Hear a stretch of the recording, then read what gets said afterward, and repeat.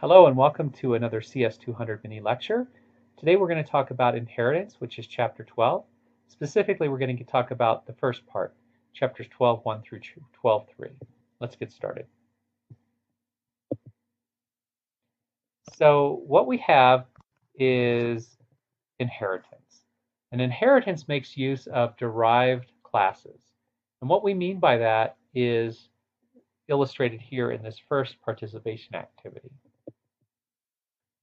So imagine we have something called a base class or superclass called generic item.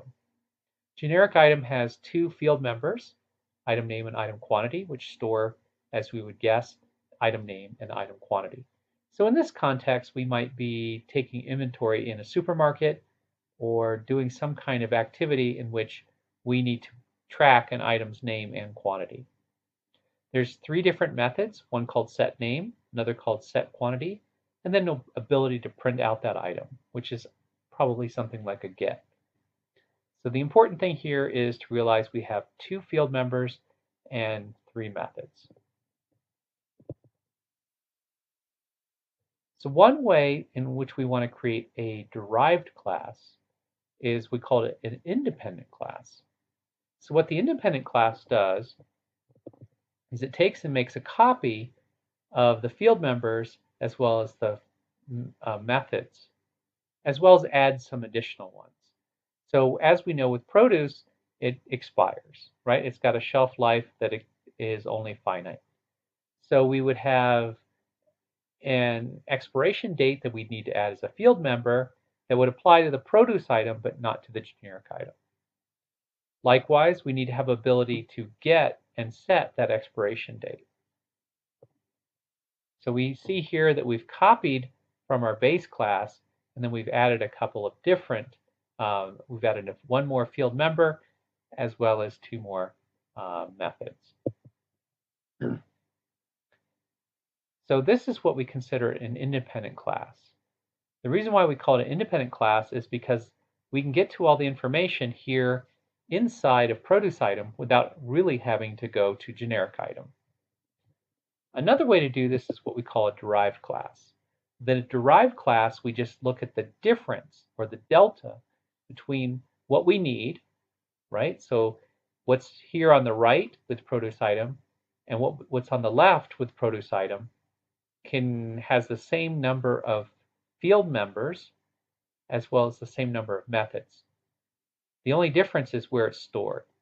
In one, on the left, it's stored inside of our new derived class, whereas the other one, it's not stored, just the difference is stored there. So expiration date and how to get and set it.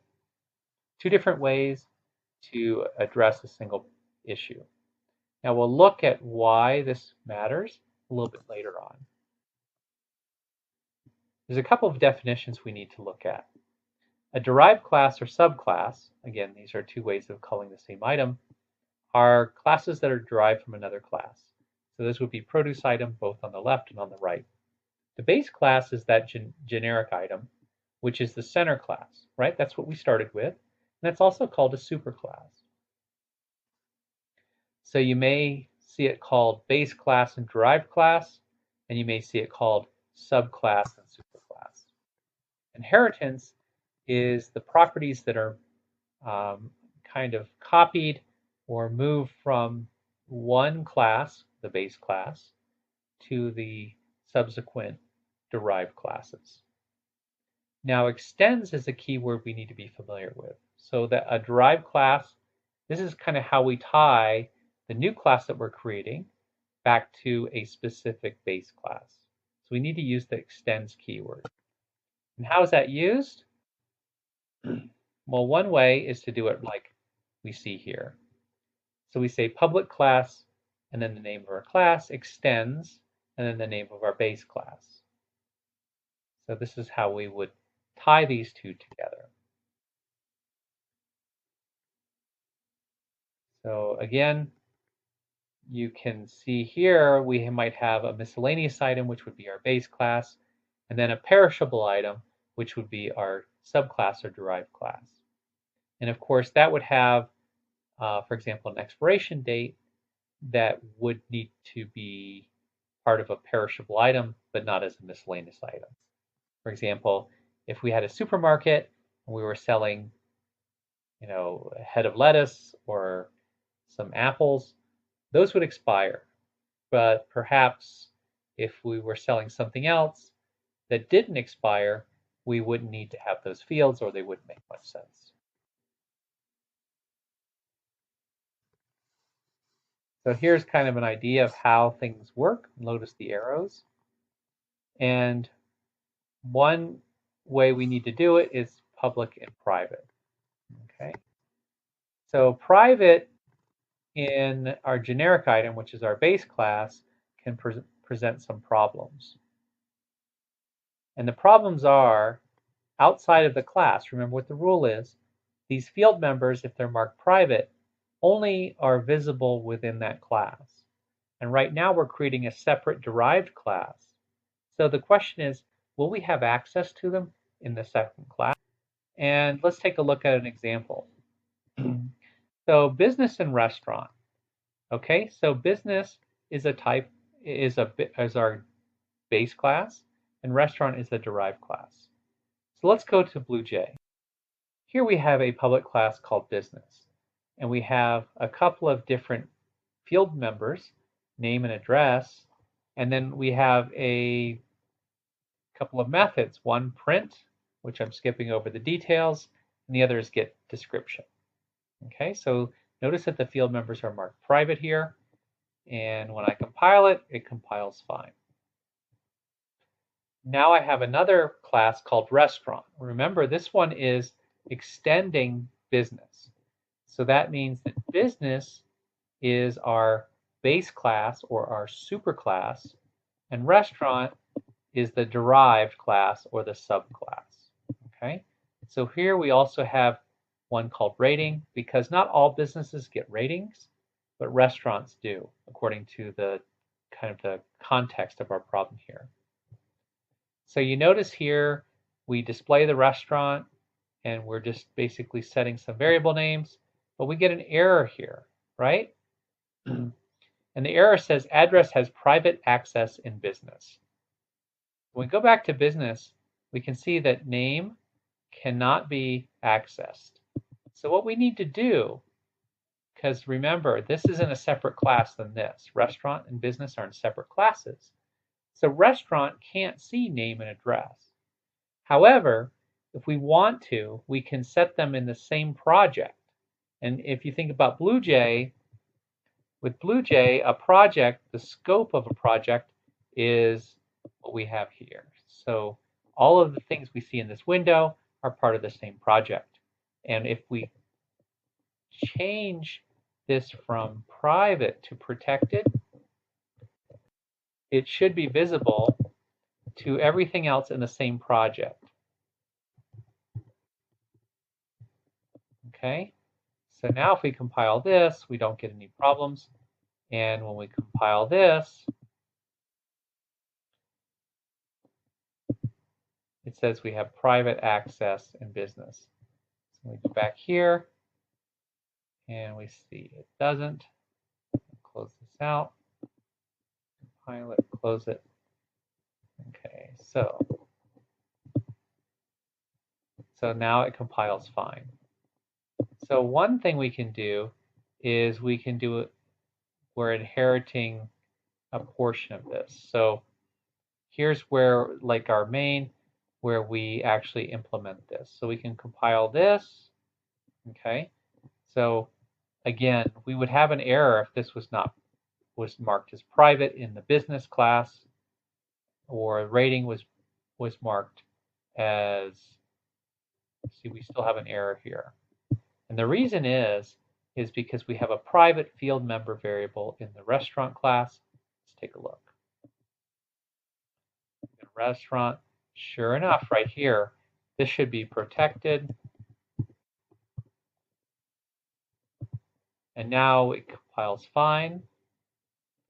And when we go back to here, we compile this, we get no errors. And then we can run this just as we would expect. And have no output. So it's just basically happening where we don't need to see it.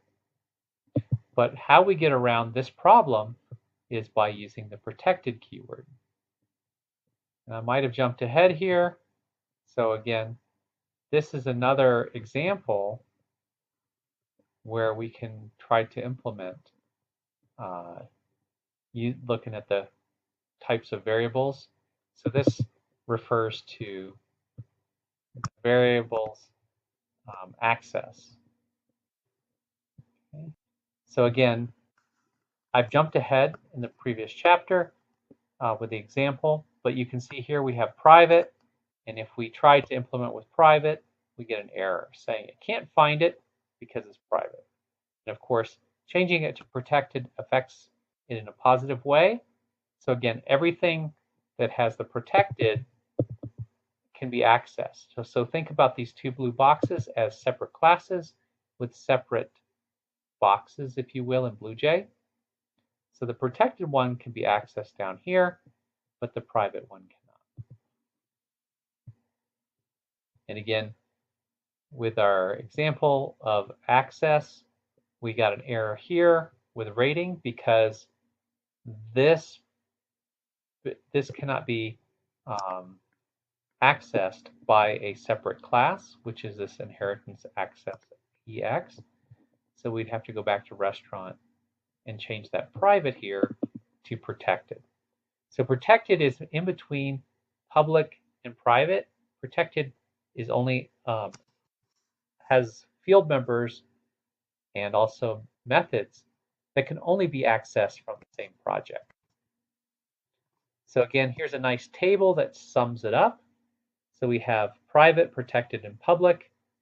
And then if we have no specifier, it's accessible by the self and other classes in the same package, right? So that's different than protected slightly, because with protected, derived classes get it. So we want to know what is the scope of access for a particular variable. We've got 3 of them, all of them beginning with a P. So there's a couple of different things that we need to look at. One is overriding member methods. So remember that we have a base class and we have a derived class. It may be that we want to override, right? So we want to have the same name and the same parameters, the same signature, if you will, for a method that exists in the base class, which is that generic item in the first example. And we want to be able to call it with the same parameters in the derived class.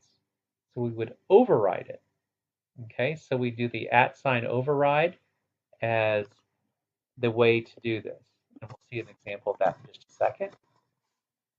An annotation just gives information to help the compiler detect errors. So here you see we have business.java and restaurant, just like the previous example. And notice they both have something called get description. So what get description here does is it does name and address, whereas inside Java, it's going to add something. It's going to add rating as well.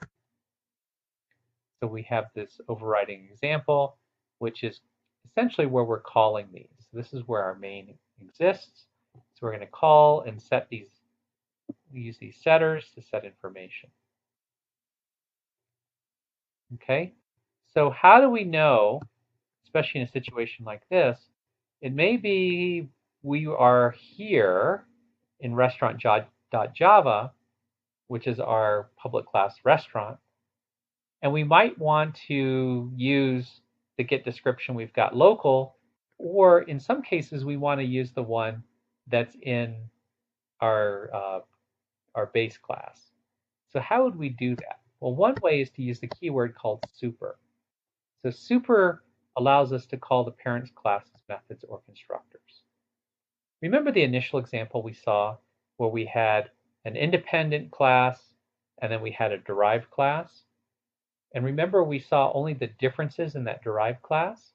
And we said we could access the methods and the field members as we needed to in the base class. How we would do this is by using the keyword super. So again, we have the add sign override, and we have get description that exists in the restaurant. And also, we do return super get description. And notice all this is doing is it's calling the one that exists in business, which is our base class, and it's adding something to it. So it's adding this rating. So you can see that it's a lot easier to take care of because we're not making a copy and we have to maintain two versions. What we do is we have it in a business, and then we're just adding something to it. And that adding is just looking at the change or the difference between what we put in the base class for get description and what we want to see when we do restaurant. Let's take a look at an example down here. So let's just say we have a pet data. So this is one of the challenge activities. So what we do is we have three different classes. We have animal data, and what animal data does is it notices private here. So we have age, years, and full name, and then we have something that we have a set age and set name, and then it asks us to do something to print it out. And what we do when we print it out is provide the information. Then in a separate class, we have something called pet data. And what pet data does is it just gets the ID. And then we have something where we want to print this out. And last, we have a way in which we override it. So let's take a look at this override. And again, this is where we're going to get information from the user. And then we're going to create a pet. And that pet is going to have a username, a name, age, and ID, which we're going to read in from the screen. And then we're going to call the user pet method, our user pet set name method, user pet set age and set ID, and then we're going to print it out. Let's take a look at this in BlueJ. So again, notice how BlueJ sets this up. So we have this override, this derived override here, and we have animal data and pet data. And notice the arrow. There's a small arrow here, which says this is overriding some information here. And pet data is the subclass to animal data, which is a superclass. So first of all, we'll look here. Looks very much the same as what we saw in the example in the zyBooks. I have changed pet data to add this print all, and this is what the exercise is asking us to do. So all this is doing is just saying print this information plus the ID. It's a really simple change, but it's a good example to look through. And what I've done is I've added these lines here, basically just to prompt the user, because the example that they have just accepts user input without giving any kind of ID of what they're trying to do. So I've already compiled these. So what I want to do is I want to compile this, run this. Center name, what are we going to call our dog? Seabiscuit. And Seabiscuit is a filly, so we're going to say 2, and the ID number is 308 or 303. And this information is stored. The program stops because it doesn't just loop.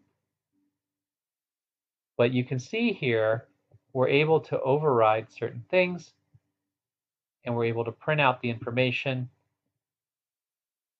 Name and age, we print from animal data. And then we have ID for pet, because pets have names, whereas many animals that you see in the wilderness probably don't have names. So when we talk about pets, we add this as well. And all this is doing is having a method called printAll, which uses the super printAll, but also includes an additional call here. And this is printing out the ID of the pet, which we see here.